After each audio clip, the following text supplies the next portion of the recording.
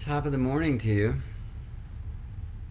It's nice to see you here for this fire sign chat. Was any of that even recorded? Take two. Top of the morning to you. This is Gemini Brett coming to you from home with a fireside, or rather a fire sign chat. And there is I would say daddy long legs, but clearly a mommy long legs because carrying the egg sack, just walking over the computer and underneath the small table upon which it sits. Fair enough. So tune into your small mommy long legs spider medicine vibe, and everything you need to know will be found just there. But I want to talk about planets. Hello, beautiful spider. The spider will not leave our story. It seems as if spider also enjoys warmth on a cold morning. Here's to you. As it is on Earth, right? It's interesting that Sagittarius is often related to a love for nature. Because we might think of nature as Earth sign, Taurus, Virgo, Capricorn, right? In fact, when I study those Earth signs, I like to study with a tree. And at this point in my study, and I hope to grow like trees do, I see Capricorn as the trunk and the roots. Virgo is the leaf reaching for the light. And Taurus is the fruit and the flower that wants to be tasted and smelled. You're like pollinated and such, which is just as important for tree as the light that the leaf eats, or the trunk that holds the whole thing together, the structure, you see. It's a little harder to find the fire signs in the fire, at the fireside. Especially when I pushed a button to start it. But let's say this was a quote-unquote real fire, where I would have had to put some work in to make that spark.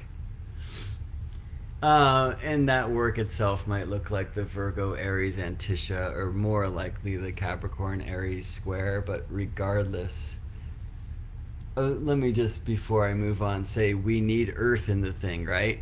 Because you're not going to start a fire without earth. Even this natural gas fire that's happening, right? Now, how it got from the ground to here, that's a little bit of it's a lot longer and more obscure story than, the tinder and the logs that I would light, where this was a quote-unquote natural fire. Anyway, in that case, like when I lived in Seattle, I had a wood-burning fireplace, and I didn't use it too often, but often enough. Actually, there was a time where, because in those days I would see my clients face to face, I would start a fire for our astrology sessions if they happened at night, which was really nice, And in Seattle, it's a tricky thing because the wood is typically damp, and so to get wet wood to light is an adventure. And Aries is, I'm sure, the spark. Leo for me is when the fire is fully raging. Now, I say that, but Leo really, the purpose for Aries is it's the science of the fire. You just start fires, right? For Leo, you want to fix that fire starter energy so that it doesn't rage out of control. So probably I shouldn't say when the fire is fully raging. I should say when the fire is fully playing, fully dancing. And there's something, as we know, about fixing the fire so that it will burn all night long, so you can keep that party going. You see what I'm saying? Where is Sagittarius here? And for me, Sagittarius is the smoke that rises. It takes its own path. right? Own path to the heavens. And just wanders far and wide. And that path can be directed, right? But not without earth. So the chimney and the bricks that have already been burned and so cannot, or something like that. Bring your material science wisdom to the mix, please. Now, there's not smoke rising from this, right? There's fumes rising from this thing. So again, we're kind of out of our element. So let us imagine, right? I'd rather you sit with me by a campfire and we tell these tales. And we could watch that smoke. And you know, it's interesting at the campfire how sometimes you're just smoky and it's coming right at you. And it doesn't matter if you move to the other side, the smoke's going to redirect because it loves you and your eyes or whatever it may be. Smoke is wise. Importantly, these signs connect by trine. So the smoke will carry the sparks to start the next flame. Now, of course, that's something we also want to control. This requires wisdom because we don't want forest fires and field fires and all of these things that we've been suffering with here on the West Coast in many places for many years. Anyway, so let's just bring it into this image of Sagittarius as the smoke that rises, taking its own path to the heavens. There, I would see the chimney as like a fundamentalism in a sense. It's often true that a chimney will be part of the house's, not necessarily foundation, but structure, you know? So you'll maybe move into one of these old houses with a gigantic chimney that's just like keeping the house from flow and you want to take it out. And the engineer is like, no, no, no. Like, that's holding your house together. Sometimes we'll want to force that smoke in one direction, right? Let's be efficient with this thing and just get it out of here. And that, I think, is where Sagittarius in this metaphor leans towards fundamentalism, right? Because why, to circle back, why is Sagittarius associated with a love for nature? Because it's the great adventure. And we can say that the final frontier on Earth is the seas, and call upon Jacques Cousteau and the, scuba tanks so that we can go deep, although the human frame will only allow us to dive into such a depth of pressure.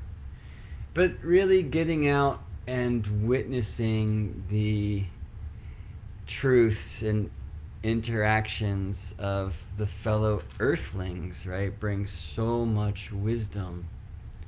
Because we know that call to travel and journey and explore truth is kind of excited when we arrive in the midst of other cultures, other folks with whom we do not share a common tongue.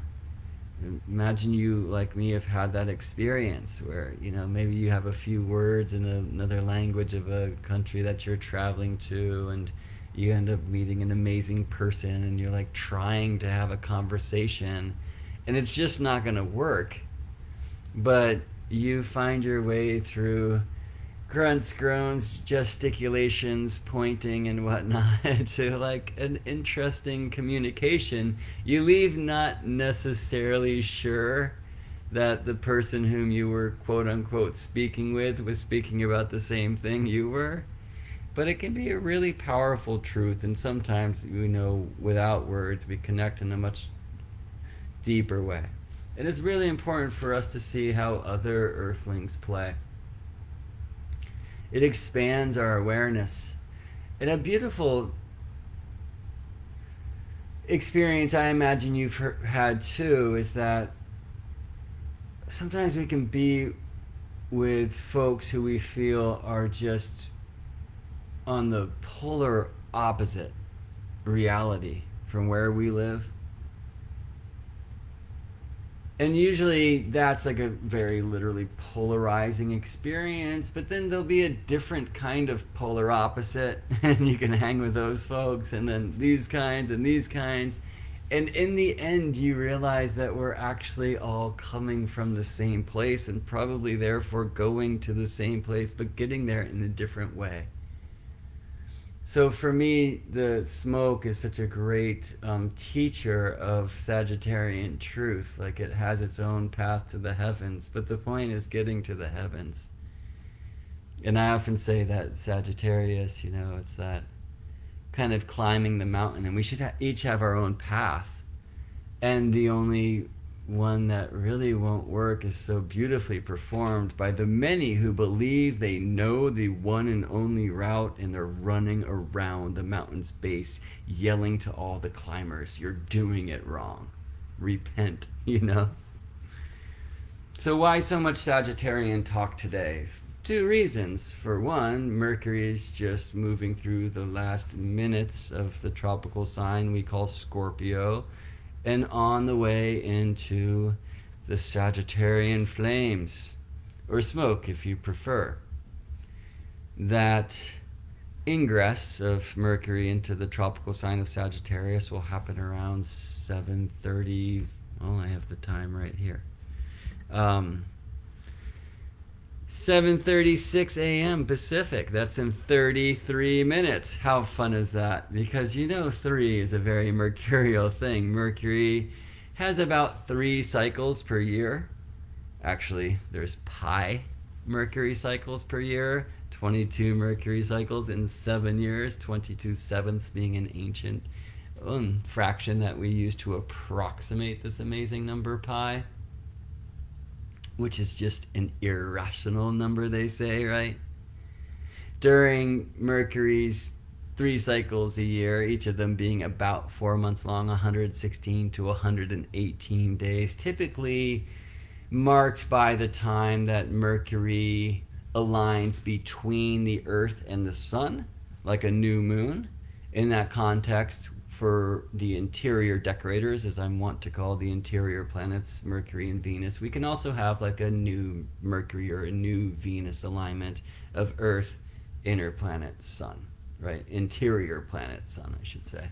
Because interior planets and inner planets are different things. Riddle me that. Anyway, so the recent new Mercury, if we use that criterion of the interior Mercury-Sun conjunction, the old word was inferior, which does not mean lesser than, but rather below, because Mercury at that time, retrograde, passing the Earth, is below the Sun, between the sphere of the Sun and the Earth.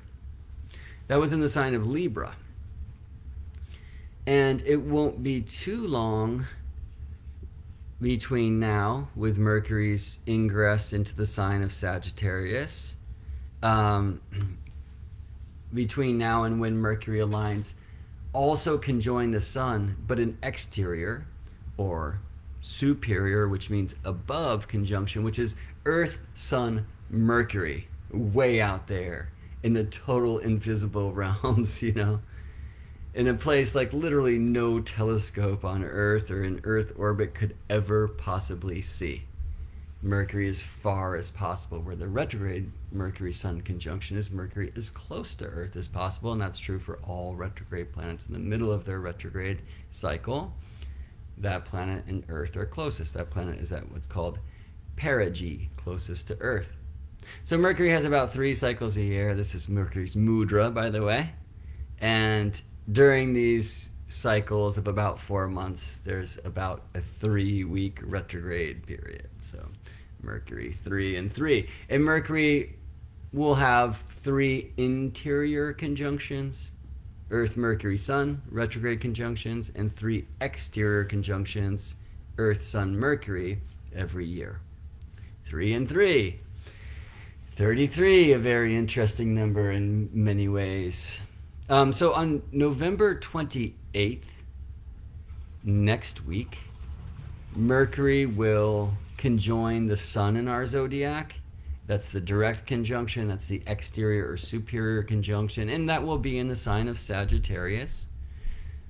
So I call this current Mercury cycle a Libra Sagittarius cycle, right? Just as I would think of the current lunation as a Scorpio Taurus lunation. Why? Scorpio new moon, Taurus full moon.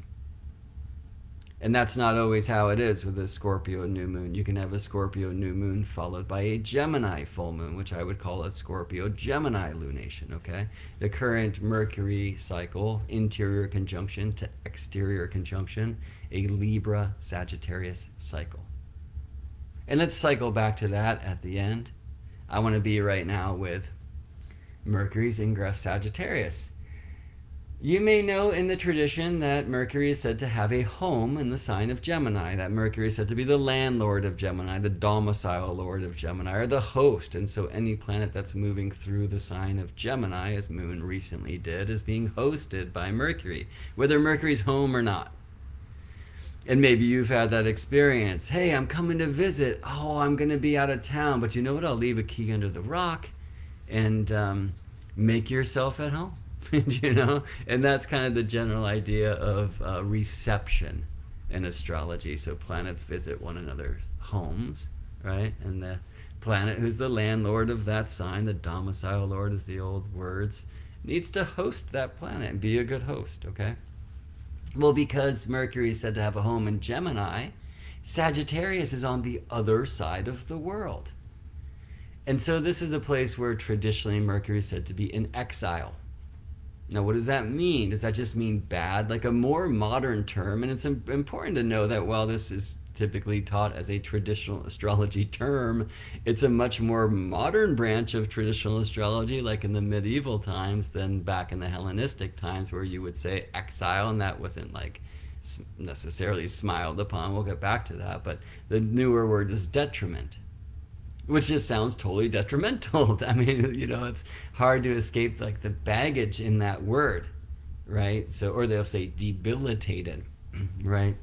Well, why would that be for Mercury in Sagittarius? Let's honor the truth that Mercury spends as much time in Sagittarius as in Gemini or in Virgo, right? So why is this Mercury bad? It's not. So we must be careful with these words, but at the same time, like, should we purge words like inferior because we're afraid of like that connotation of that word in our modern like dictum, when really it means below, and there's a good amount of astronomical information to be found in that you know, language. Detriment, I'm not so sure about, and I prefer this idea of exile. But even then, you know, I mean, exile carries a lot of pain and fear. I mean, especially think about a day when we were more human, when we were more tribal, when we had larger family and cared about it, right? To be in exile from the tribe might mean your death. But the better way to see this, I feel, is you're just a stranger in a strange land. Right? So as I was saying before, this experience of the beautiful opportunity to realize when we are with someone with whom we do not share a common tongue, and we're all gesticulating and grunting and kind of reverting perhaps to an older form of consciousness, that we can find still that, you know, we are connected, we are humans, you know? Or, you know, sometimes I can successfully communicate with the dog who's over there staring out the window, making sure no squirrels encroach upon our domain in this moment. And sometimes I cannot communicate with that beast at all, you know. I mean, sometimes, and here we go, friends, Mercury Ingress Sagittarius, right in time for many folks to gather with family with whom they do not necessarily share a common tongue anymore. Why? Because y'all have gotten all Sagittarian. You're getting all into your spiritual seeking thing and talking about planets. You know? We have to remember that we are the weird ones, right? So be a good spy and infiltrate the other side and see how normal people operate and enjoy the research instead of starting a fight. I mean, many of us will sit with folks who are in some kind of fundamentalist approach, and if you've been here for the whole talk, you'll know what I say in this metaphor of trying to direct that smoke through one chimney. And that can be difficult. But typically when we are in a battle with a fundamentalist, it's a result of our own fundamentalism. Right? I mean, even if you're like, you have to be super open-minded to all approaches, that's a fundamentalism. That's not wrong. So it's interesting that Mercury will move into the sign of Sagittarius today, just as many folks will gather with loved ones who they love in heart but have a hard time with in mind. I want to read to you what I wrote about this Mercury Sagittarius ingress some time ago, which is that Mercury will spend the next 20 days in Sagittarius. And by the way, that will bring us almost to another holiday season. Anyway, Mercury will spend the next 20 days in Sagittarius, where she will travel behind the sun. Moon is void during Mercury's ingress, then forms a mystic rectangle. So it's a Moon, Mercury, Saturn, lunar nodes mystic rectangle from the flames of Leo. So that's the Moon, right? Moon is currently in these last degrees of Cancer. And from the modern point of view, void, of course, which you might hear in this current flow. And when Moon moves into Leo, Mercury having already moved into Sagittarius, Moon will quickly trine Mercury.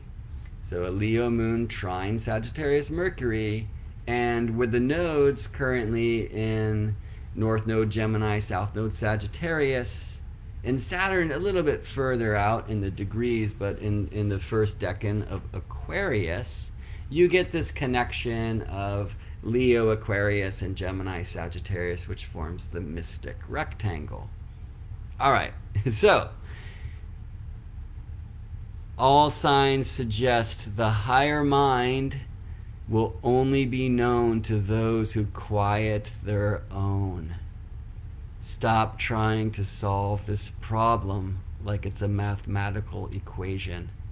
Meditate, seek, receive, and trust your instincts. Instincts are so entirely important, but do not confuse reaction with instinct. Reaction is the result of an instinct ignored. Sometimes not. Sometimes reaction is the immediate result of an instinct honored. I wrote some years ago and saw pop up recently on a retrograde Facebook memory lane situation that expectation is the enemy of observation. It's for me going to be a very important mantra as I connect with family tomorrow. That if I sit and observe and kind of offer when asked rather than needing to tell. My niece was in the hospital last night. The lunar eclipse aligned within minutes of her lunar nodes. My mother's birthday will be next week, with the solar eclipse aligned to her sun. If I bring all of that and my expectations and my need to share, I'm not listening. I'm not observing. And I want to leave that there. Adventure, journey, travel. So here's a fun one. Yesterday we went to this monarch butterfly sanctuary in Pacific Grove, California. And last year there were no monarchs at all. And there was a fear that this particular I'm going to say subspecies, although I'm sure that's not the right word, but subspecies of monarch butterfly was possibly extinct. And then this year, they're like, nope, they've returned, not in the numbers we used to see, but 15,000 monarchs. Sweet. And we went in, we saw 5. Now you want to go, I'm later told, when it's warm and light, and we were there at the end of the day. So we saw a few monarchs flying around because I expected to see a sky full of monarch butterflies, you know, performing synchronized flight just for me, right? And so expectation is the enemy of observation. Fortunately, there were human beings wiser than me there. Like our friend Michelle, who was like, check that out. And there are these just beautiful families, I'm going to say, of monarchs who have closed their wings and kind of aligned in these like pads or packs. They look like leaves on these tree branches, right? And there's just thousands of them just kind of dormant. It's beautiful too, right? They've got that really bright orange when they open up, but when they close down on the outside, it's like this mute brown, so that they can kind of camouflage. They really look just like leaves. I needed a giant zoom lens on the camera to see what was what. It was really cool. So I was disappointed. Why? Because I had expectations. Unfortunately, educated so that I could receive amazement. But if I came in curious to see what was there, rather than needing to see what I thought should be, it would have been a much more pleasant and probably enlightening experience in general. Now, it's always good to throw us into a place where we get to come face to face with our own idiosyncrasies, and you know, in this case, idiocy, which is not rare for me, and so that's okay, right? I just want to read an.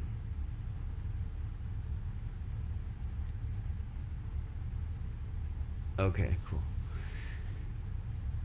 So, what is truth? That's the question of the Gemini Sagittarius axis.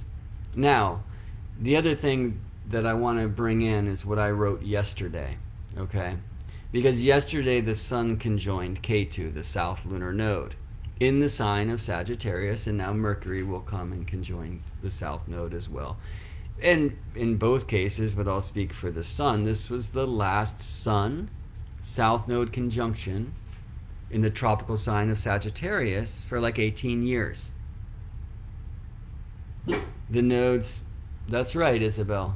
The nodes spent 1.6 years in a sign, and the nodes have resided, North Node, Gemini, South Node, Sagittarius, for about that long.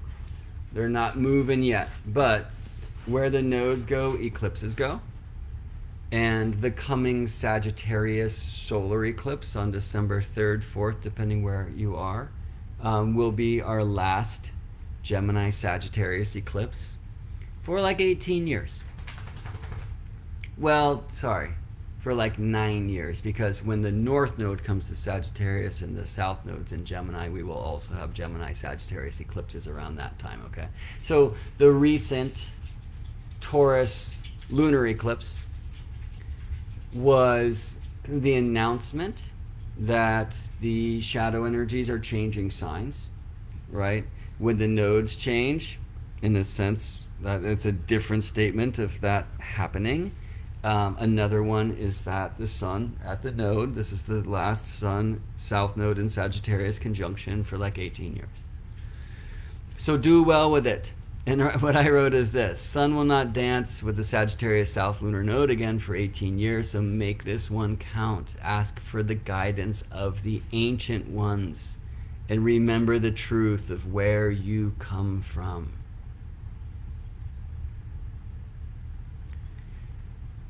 South Node, where we are coming from. Why? Because the Earth moves north through space. This is truth.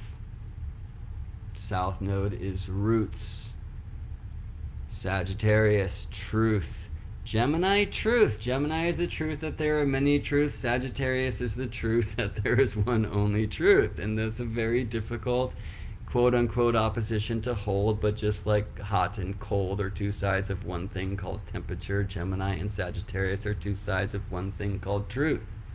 They are the signs that host the nodes in their retrograde travel, where the moon can now begin to go out of bounds. That's just something I'm going to be speaking about much more as I kind of, well, do the math. I guess that's not the right term, but there are only so many signs, well, half of them, that host the lunar nodes that allow the moon to travel out of bounds. And Gemini and Sagittarius is where that begins. And that will be true. The moon will go most out of bounds when the South Node reaches 0 degrees tropical Libra, North Node 0 degrees tropical Aries. And I find that to be very powerful and fascinating. Yesterday, we were traveling down to Monterey the last couple of days, and we were really pleasantly surprised to meet up with some friends and their crew. And they're great astrologers, and one of them being Ari Moshe Wolf, who's not only a Sagittarian sun being, but also an evolutionary astrologer. And he and I agreed to make a date to go live and talk about the nodes and the kind of evolutionary impulse of the Gemini-Sagittarius axis and some of these other themes, like the nodes retrograding and therefore being an echo of, that's not the right word, but of the great year, the precessional cycle, of the precession of the equinoxes, and also looking at how the Venus stars and Mercury stars retrograde through the zodiac over their own interesting periods of time. And Isabel's outside barking, saying, hey, you said don't get mathematical. So let me bring it back, and I better read my own advice. Stop trying to solve this problem like it's a mathematical equation. Meditate, seek, receive, and trust your instincts. So the fire really dwells in that place of will and spirit and instinct and intuition in that regard. Now, often when we say intuition, we're thinking empathy, like feeling intuition. There's a very different form of intuition, which is fire intuition. Right, so Joy, I see, why not do both? Sure, of course. Thanks for the correction. Notice that the fire is undivided and the water is undivided. And why not do both? Yes, there are always many players. When we focus in on specific happenings, we're missing the whole story. But we want to look at pieces of data and put together the whole story. That's part of what we do as astrologers. However, which planet is about focus? Now, that depends on the natal chart. It depends on current timings too. But the general significator of mind consciousness focus is Mercury. So that's why not do both. And this is also why Mercury is said to be in exile in the signs of Sagittarius and in Pisces, which are signs of very powerful intuition. They are traditionally the Jupiterian signs. So you will see in the Thema Mundi, or the old models of so-called rulership or domicile associations. I better let the dog in. Ugh. Come on, honey. All right, so domicile associations. Tell him, Isabel. Tell him. That the Mercury signs are opposite the Jupiter signs. And there's really good reason for this. So Jupiter is big picture, out there, expansion. And in that sense, expansion, the opposite, if you will, energetic, is Saturn, which is kind of grounding and even constriction. Hey, speaking of Saturn, sit. Sit. Good girl. Lay down here. Lay down here. Lay down here. Or go see whatever movement happened upstairs. Go see him. Where's Mom? Sorry. That's why wizards have cats. Right. So, Jupiter, big picture out there, quest for the truth, the one truth. Now look at, again, the fire sign, look at our glyphs, undivided, water, undivided. We share one heart, we share one spirit. Look at the mind, see that division? Because I think differently than you, and that's okay. That doesn't make me right, or you right, even when we disagree. Right? The earth also divided. You have your skin suit and I have mine. And it helps us navigate this interesting place with the appearance of space and time. Now, if you tell Jupiter there's no such thing as time, it might celebrate you. You say that to Mercury, you're probably going to get reprimanded. Mercury is about the data. So why not do both was a comment here in regards to why not do like math and not math. Mercury will always agree, do all things. But Mercury into Sagittarius is a place where we are asked to relax that mind, that need. Now I won't, like my job is to get into charts and to calculate. However, the chart is the portal to open the intuition. That's not everyone's approach. Some astrologers very much disagree with that. Some astrologers say, like, just do the math, just do the science. My mantra is heart before chart because it rhymes. And I want to be a like heartfelt embodied counselor. However, when I say that also, there's a whole nother piece. Typically when I'm sitting with a client, there's a lot of words, but I also feel that that's part of my own stage of maturity / immaturity, because it just keeps this realm occupied where the work that I'm doing is up here. There's these paintings, there's these visions that are happening. It's hard to explain. I might sound like a fool if I tried. It's very easy for me to teach technique and to show you this, that, and show chart examples and how it works and whatnot. It's much harder for me to kind of explain what I do as an astrologer, whether I'm sitting with an individual person or trying to receive some terrestrial narration for the celestial conversation in a larger context, like speaking about a global thing like Mercury Ingress Sagittarius, or the sun conjoin the node. There's a different kind of release that has to happen. So the data brings us to it. The chart helps open the portal, but for me, the portal's not found in the chart alone or in these gazillion books on the shelves. It's something else. Now, if I can remember to do that when I'm sitting around a table with my family and getting myself out of my own painful expectations of what it is that my niece just had her nodes eclipsed and my mom's sun will be eclipsed next week, and not need to bring that in or spread the flames of fear rather than love, then I will have an opportunity to learn. So often it's our need to teach that keeps us from receiving the teachings. You see? And these Sagittarian alignments, and they're very crucial ones, bring us there. Now, so I said earlier I would cycle back to this image of the current Mercury cycle being a Libra Sagittarius cycle. So the seed is planted in the sign of Libra. What's the intention? Relations. Partnering, the air we share, consideration, right? Finding ways to be of like mind, or at least to honor the beautiful harmony that can happen between minds that are completely unalike, and the energy that's produced therein. Now that might actually bring us to Aquarius, because Gemini, look at the glyphs, it's you and me. Libra, we want to lie together, maybe become one. And Aquarius is like, no, let's stay two. Interdependence is the way. You can't have electricity without a positive and negative charge, and negative does not have to mean bad, friends.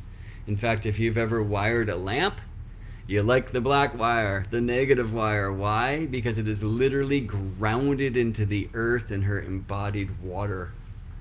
The hot wire, the red wire, will shock your ass. So positive does not mean positive. Right. A Libra Sagittarius cycle, the initiation, Mercury behind the sun, invisible places, on the journey in the ideas of one truth.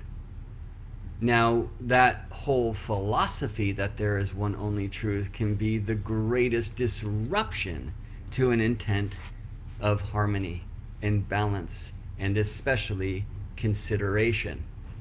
When we need the other to see our truth, this is poisoning Libra. Do you see? However, Sagittarius is the third of Libra. It is a tool of Libra, if you will. But I will say that's not in the kind of hard expression of truth. It's in the learning of truth. And the learning of truth is when we let the smoke rise, get out and about and dance with ears open. So remembering we have twice as many ears as mouths is the key here, right? So I'll lean into the Gemini North Node, perhaps, to honor that.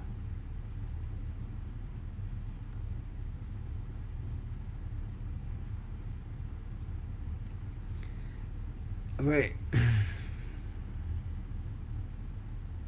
want to honor that a question came. Like, usually I don't necessarily want to get into personal charts in a more general flow, but why not?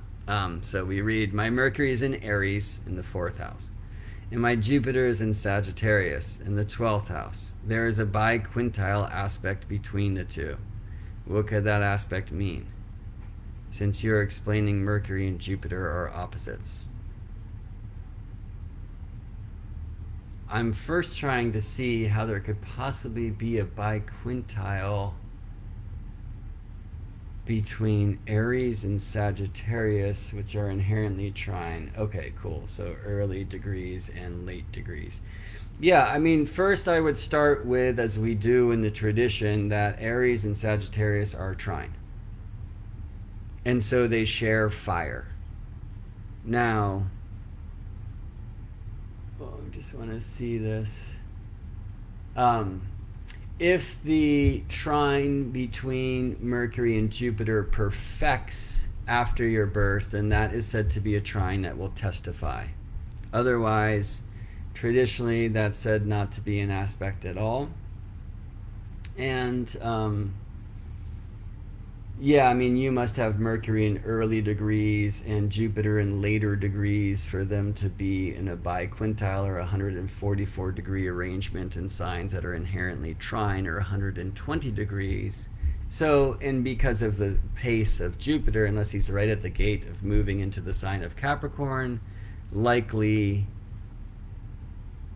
Oh, did I just went the wrong way? Jupiter's at 2 Sag and Mercury at 28 Aries. Thank you. I said don't do the math. Right, so this is a trine that will not testify in the tradition. And that's like an important thing. The biquintile, however, is beautiful, incredibly creative. We often compare quintile family to Venus, and the reason why is the quintile is a 72 degree aspect, right? It's a fifth of the circle. The quintile group forms the pentacle. And the Venus-Sun dance from Earth's point of view is pentacular. And so there's this association of flow, creativity, art, right? And when we come into that, I would say to honor that, right, through an Aries Mercury expression. And it's hard to say because, and like if you were talking whole sign, I would know for sure that with Sagittarius as your 12th, then Capricorn is your 1st, and that makes Aries the 4th. But if you're looking at quadrant charts, that does not necessarily apply. Could you just answer if you are Capricorn rising?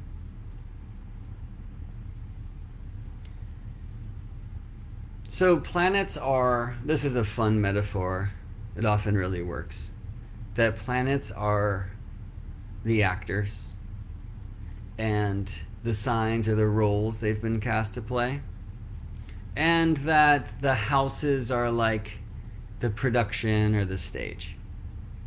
So Sagittarius rising, right? So from a traditional point of view, that's Jupiter in the 1st sign. And Sag rising with Jupiter and Sag is going to be the ultimate I'm on a spiritual path. And typically, I mean, in the tradition, that's said to be the way of like priests, which also carries not only the adventure for truth, but the likely tendency towards believing you know what is true and not, okay? Mercury is in the 5th of the whole sign chart. And the answer is there. It's also shown in this quintile. Like if you really want to find spiritual truth, then create 5th. Art. Maybe even the greatest creation, children, and listen to them. Your children would be represented by Mars because Aries is on the whole sign 5th. Now let's honor the ground. So Jupiter had risen. Mercury had not yet. Are you born by day or night? Is the sun above the horizon or below?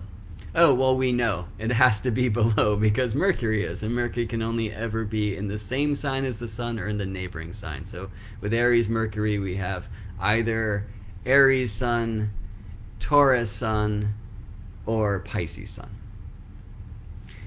So in a night chart, things shift a little bit, and I'm getting way too deep into it there anyway. So, well, let's just honor that. Traditionally speaking, the 5th is the joy of Venus because passion, romance, kids, games of chance, kids because they are the creations of our passionate risks, and most importantly, the 5th is creations. So the creative mind, if we use Aries in that respect, although I would certainly look to Saturn, who represents or governs your 3rd place, right? But that kind of creative expression, that will be actually, sometimes we don't know, like we've had this weird dream, we want to know what it is, and then we paint it and we see the painting and the answer is there because it can't be expressed in words. You see? And that kind of creative gig, if you want to understand a thing, dance it. If you want to understand the fire signs, literally start a fire and experience the process and observe the fire. So the 12th is a place of mystery, is dream, right? So I would consider your Jupiter 1st house, 12th sign, 1st sign, 12th house, and your Mercury 5th sign, 4th house. Obviously that's house system dependent. For me, the whole sign template, it's like before we have our feet on the ground. It's based completely on the rising sign. And maybe in that sense, it's a little bit closer to the fabric of the higher self. And then we put our feet on the ground, and then that's about this world called Earth.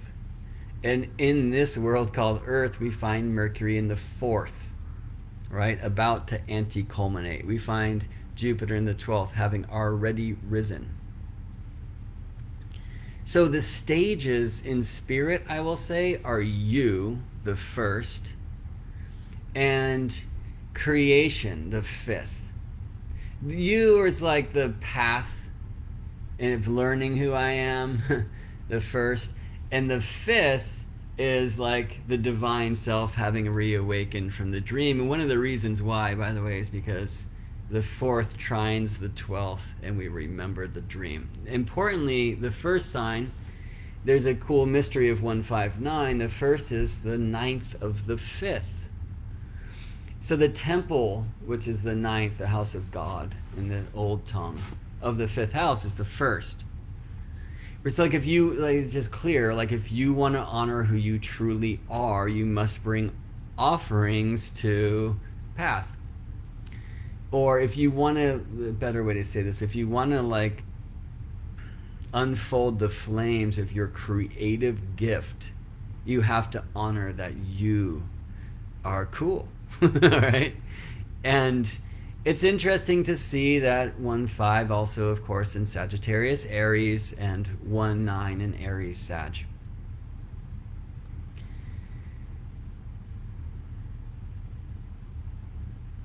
See, I want to be careful. It's different when I'm sitting with somebody. But if I'm just speaking generally, right, Aries Mercury is not afraid to tell us what they know and what we should. And this is going to be a challenge. It's just built into the Sagittarius rising map that Aries is the fifth. And so when we have so much truth to speak, sometimes, once again, I'll cycle back to the general theme of this flow, it is hard for us to travel the world with ears open, which Sagittarius really needs to do. A thing I said earlier and didn't really finish, and I appreciate this opportunity to come back to it, is like, why is Sag about nature, as they say? Well, one is that you can't have flames without wood, or in that case, natural gas or whatever, earth. But the other is that the final frontier, as I was saying before, we call it space, or the final frontier on Earth, the oceans, because we can't see through the water and we can only go so deep. But you know, when you're out on like the savannas or up on the mountaintop, we're getting a greater view of how Earth does Earth. Like zebras have a different story than horse. Aries climbs that mountain to put the flag in the peak. The explorer, the adventurer, the scout, right? And it doesn't have to be like, look at me, I conquered the mountain, I am the one. It can be there. It can also be, right, like small leap for human, giant leap for humanity. What a PC correction of an old quote. Okay. And I think that's really important, right? So Aries climbs the mountain to put the flag in the top. Sagittarius climbs the mountain to get a greater view of all that is. And these planets are working in this way together, if they're willing to work together. Given that your Mercury and Jupiter will not testify, it's going to be a bit harder to tap into that. But art, and this is, you know, the biquintile, and just the placement of Mercury in the fifth sign is key. And why is that art going to come forth? Likely because of things in the fourth, the home, family, roots. And typically Aries responds not to ease and beauty, but like the need to grab the sword. Do you know what I mean? So things that are really challenging in the home will bring us into the need, like literally the survival need of creation art. And that brings us to a very different type of mountain to climb than the mountain called, let me tell y'all the truth. So I don't know if any of that applies to you specifically, but I do appreciate the opportunity to tune in this way, so I could kind of say a little something more personal, and really I'm talking about me, right, for all of us. And I like to hear that you are a painter, right? Beautiful, perfect. And then, you know, the question is, why did you begin to paint? And I imagine there were things in the home. And that it allows you to tap into the dream. Okay, that's 4/12. And very importantly, the dream, the mysteries, the 12th is the temple of the fifth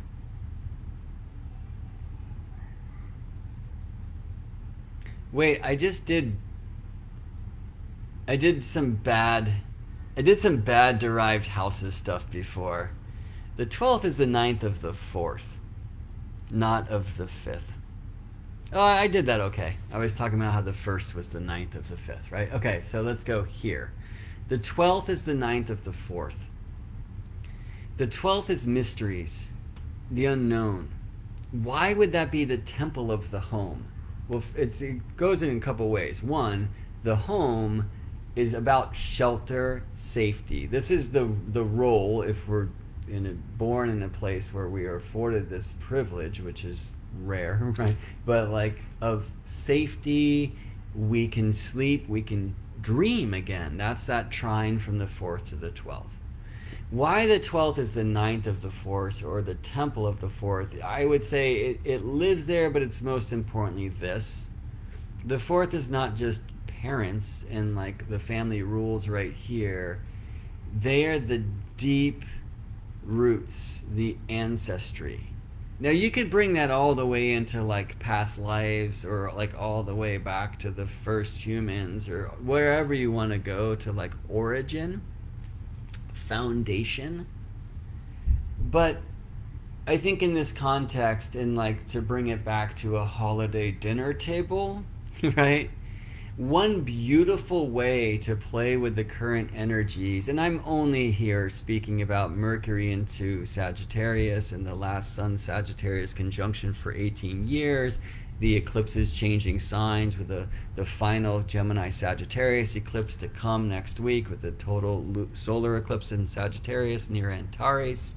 But there are many other things that I'm also looking to, and I think Saturn in Aquarius helps here too. Like, instead of feeling the division of like where I'm at with current consciousness and where the person across the table is, a really interesting way, especially when you have issues with the current